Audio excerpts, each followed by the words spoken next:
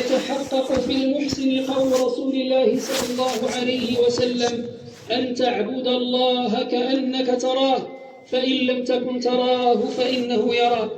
وليس ببعيد على المؤمن المقتدي بنبي الله إبراهيم والمتأسي بالحبيب المصطفى صلى الله عليه وسلم أن يكون من المحسنين الشاكرين لأنعم الله المختلفة، وذلك بالإيمان الصادق والعمل الصالح اللذين هما شرطا الحياة الطيبة والسعادة الأبدية في الدين والدنيا والآخرة، وفي النفس ومع المجتمع وفي البيئة التي يعيش فيها.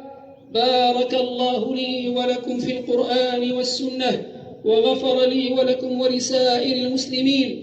آمين. وآخر دعوانا أن الحمد لله رب العالمين.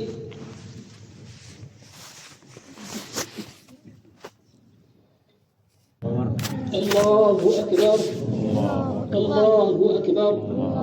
عباد الله، إن من كرم الله تعالى على العباد أن أشركهم مع حجاج بيته الحرام في كثير من الطاعات في هذه الأيام، التي منها التكبير والذكر والدعاء، كما ورد عن النبي صلى الله عليه وسلم أن هذه الأيام أيام أكل وشرب وذكر الله، ومعناها الإكثار من ذكر الله تعالى وحمده وشكره، مع التوسعة على العيال في النفقة من غير إسراف.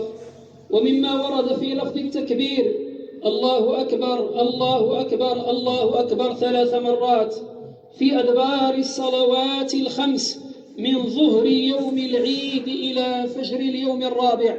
وإن زاد التسبيح والتحميد والتهليل مع التكبير فلا بأس، فإنها من الكلمات الأربع التي هي أحب الكلام إلى الله تعالى.